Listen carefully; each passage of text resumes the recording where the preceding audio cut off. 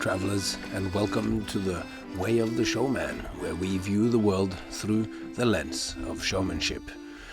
I am Captain Frodo, and I will be your gracious guide and host along this leg of the journey. Now, since we have delved into different formats, I thought we could do one more episode where we would change up the feeling of the podcast. The Way, and the book that I've written, The Way of the Showman, which we are going through every time the episode says The Way and a number behind it. All those adds up like one long audio book, but in between it's nice to have these small side trips, and I thought I'd go a little bit more poetic today. And in the first season we spoke a little bit about mythopoetics, of creating myths, and in fact this whole Way of the Showman thing came into being because I had started to write fiction, as I have mentioned before, about the Showman's Guild and how fictitious that is. We can get to at another time, because of course it is perhaps more real than reality itself. And this is to give an attempt to show a different way of imagining. It's a kind of a reimagining of the carnival, because the carnival serves as a magnet for anyone that feels like they don't belong. The ones that don't fit into the everyday boredom can, in the world of the fairground, find a place where being different is an asset and not a flaw. But you also get the runaways, the thrill seekers, the junkies, the losers, the insane, the drunks, the gamblers, and your odd middle-class rebel looking for a Saturday night violation of their father's rules. A flirtation with the dark side, perhaps. And wandering down the midway under the bunting flags and the festoon lights with their blaring colours, amongst shadowy twisted signs, banners, and the architecture of amusement, colours, angles, and flashing lights, bright enough to blind the townies into seeing stars where there are only facades of fun. The juxtapositioning of dirty men in pinstriped suits and Bible-bashing preachers shouting the word of the Lord to a wheezy sound of a Salvation Army band on the one end of the midway, whilst at the heart of the fun, at the heart of the midway, girls are walking around in pasties and a G-string on a little platform in front of a crowd of guys wearing trucker caps, moustaches, and dirty shirts, while a man in a straw hat is promising them a little something that they can't get at home. All this is interspersed with the smell of sawdust and wild animals, roars of lions right there on the outskirts of town, and it is all such a fleeting meeting with the outlandish and the unconventional. The carnival is like a church, creating a different space where different rules apply. Like the church creates a sacred space for holy worship, the carnival creates a profane space, a profound space where, like the Mexican Day of the Dead, the world turns upside down, and what was clandestine and dirty can become flaunted and celebrated. And the carnival appears like a tornado out of nowhere, a calm and quiet tornado, and one morning, before the sun is over the horizon, a convoy of trucks comes roaring slowly up the dusty highway and settles in on the green just outside the town, and after waving their mums goodbye, kids run straight through the old school building and out the back doors to the carnival, and there they're promised free tickets and put to work.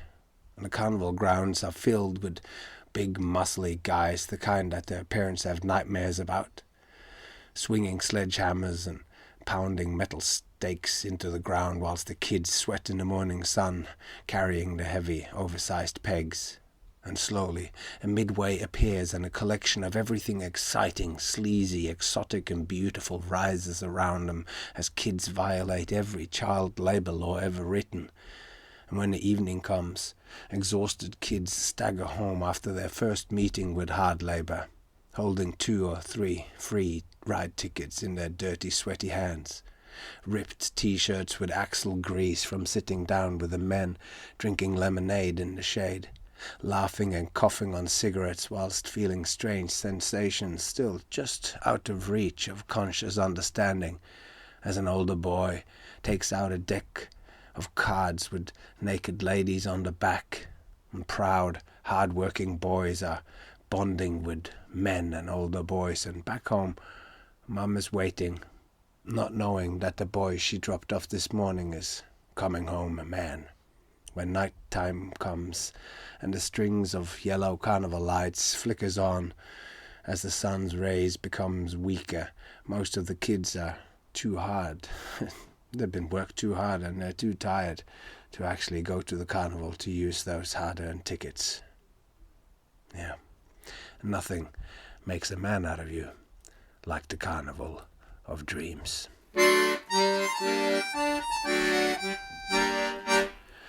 The Murder of Mystery. The Joseph Rockstacker Illuminated Circus, Carnival and Menagerie have come to anchor for the coming week's festivities, and I was sent to see the sights. The spot chosen, as all my readers have probably already observed, is the sports field by the swimming hall, and never have I seen it looking so splendid. The grand big top, the Ferris wheel, and the old steam carousel, they were all there. I wandered the midway and took it all in, and a fine sight it was.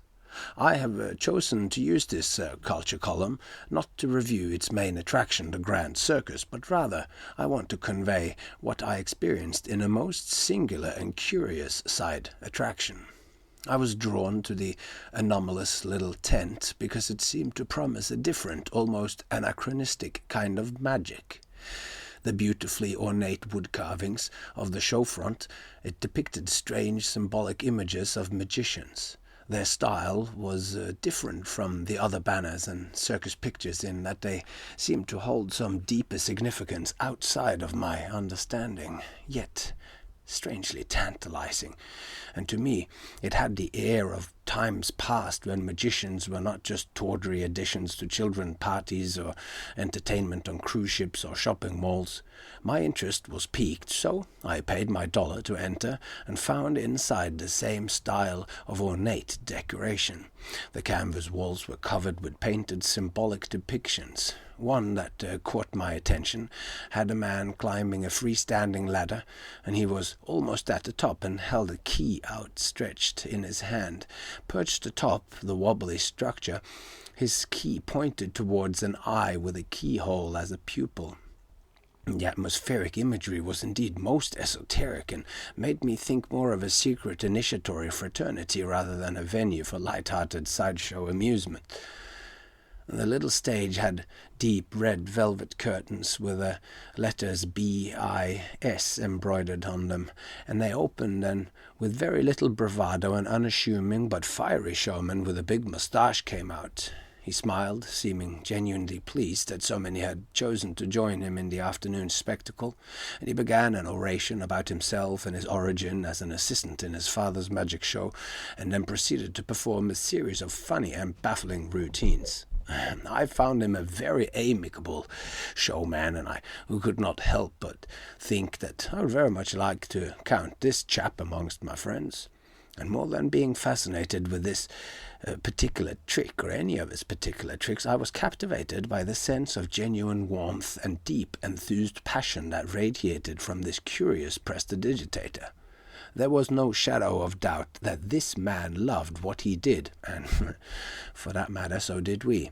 The crowd was all very much engaged, and they were laughing and carrying on, and in one routine, particularly amusing, the showman slipped an oversized dice into a small cabinet with 4 doors and promptly claimed it vanished, although it seemed obvious to us that it had merely slid to the other side and that it was sliding back and forth, with a clever conjurer always opening the wrong door to demonstrate the dice's absence. The comedy of errors and his witty banter made frivolity rise to a quite ecstatic height. The children and more boisterous of us cried out, half choked with laughter at their misunderstandings, trying to get the showman to open this or that door, and in the end, when he finally opened all 4 doors of his dice cabinet, it became apparent that he had indeed made the dice disappear, and all the misunderstandings and the fun that ensued was merely part of this man's terrific showmanship. With many jubilant members of the audience wiping tears of joy from their cheeks, the lights dimmed, and in the stark light that arose as the spotlight framed him on the stage, dust rose from the dirty showground through the beam of light, and it was in this moment that the showman proclaimed with a different voice, a much more visceral, and he said, "It is time." And he held up a dead twig and a piece of red paper, and in one swift motion he scrunched up the paper and stuck it on the end of the twig. And then he stepped towards some of the men in the front row who were drinking beers, and with a slight nod he picked and pulled one of the green labels off one of the bottles and repeated to do it with another one, and the men looked mystified by this strange behaviour, as was yours truly, was standing at the back watching, taking it all in. And the showman then stuck them onto the twig. Now there's a red lump at the top and there's some green labels on the mass, and with this crude imitation of a red flower, then there was some smattering of good-hearted applause, but it also raised a few eyebrows and wonder of where this was going, and the showman continued with this same oddly serious tone. "What power in us can transform what we see every day into something beautiful?" he said, and of course no one answered this rhetorical question, and he continued to answer it for us. "Love," he said, "love transforms the ordinary into the extraordinary. Love lets us see the wonderful within the wonderful, lets us realize the beauty of what we thought ordinary, and lets us discover the mystery of life wherever we turn." Very, very highfalutin, I must say, and surprising. And with that the showman snapped his fingers, and here I must admit I don't know if the transformation happened just then, or if it was just then that I noticed it, but the paper, beer label, and stick had indeed turned into the most lush and perfectly formed rose. The inanimate had come alive, life from death, the mystery of mysteries, and all such things. The showman stepped forward and graciously let the ladies in the front row smell its exquisite fragrance, so strong in fact that even yours truly could smell it from amidst the fellow carnival patrons. And then, back in the centre of the stage, the showman snapped his fingers again, and with this the rose ignited, and in a flash of fire it was gone. A gasp rose from the crowd, and a man turned to me with an expression of awe on his face, and his mouth was moving, but no sound passed his lips. And here I must interject that this might not sound like the greatest of conjuring effects, but, dear listener, you must understand that at this stage in the performance, this simple effect somehow it struck the deepest and most resonant chord with myself, and I dare say the entire congregation. Perhaps precisely because of its simplicity, we, the audience, could see the miracle and the mystery clearer for this exact simplicity. The applause was different than for all the other preceding feats. It was more quiet, but also more intense and heartfelt, and I thought this would have to be the end, but little did I know. Now we all just witnessed something extraordinary. We saw together, and we touched the mysterious together, and I know you are wondering how it was executed. How can one do such a thing? What is the secret? Where did the rose go? Said the magician, and murmur sort of spread throughout the crowd in the canvas room. You all seem like warm and good people, so I will let you take the final choice. Would you like me to reveal this secret? Show you where the rose returned to? Just let it all be explained, mundane and deflated? Or would you instead like to end this performing carrying this feeling of beautiful, unexplained mystery with you? I will let you decide which feeling to leave with. And I believe it was one of the guys in the dirty shirts wearing a trucker cap that first said it, but regardless, as soon as one had uttered it, we all shouted for the secret. The showman raised his hands, but said nothing. He looked a little sad. But anyway, he removed his jacket, unbuttoned his shirt, and with his fingernails he grabbed his flesh and tore. And before my eyes, the showman ripped open his chest. Blood poured from the rip. As the wound opened, I saw the ribs beneath, and he pried his fingers between them and broke them apart, an awful sound somewhere between stepping on a dry stick and the cracking of a lettuce. It made my skin crawl. Ribs wrenched open. He forced his right hand in, and after some searching proceeded to pull out his heart. The thick veins and arteries hung low, thick and dripping from the still beating heart, and with each beat blood flowed in great abundance out of the torn arteries, and the showman, pale and white as a ghost, again with his nails tore his heart apart and opened it, and from its core he revealed the rose. Gently holding its flowers, he began pulling it out, and its thorns turned the flesh of the vein it protruded from, and the heart inside out, as he tore it free and held it forth, with no strength left in his arms. And for a few moments he inspected us, with a quizzical look upon his ashen face, his chest still open, blood still flowing. No one clapped, and no one spoke. And then the showman fell, like he was dead. And suddenly the lights turned up to fill the entire tent, and as the light seemed to hit the side walls, the tent rolled up like spring-loaded roller curtains, and the crowded midway all looked in on us all, and the spell was broken. And it was in that instance that I understood that we, the audience, had just murdered Mystery.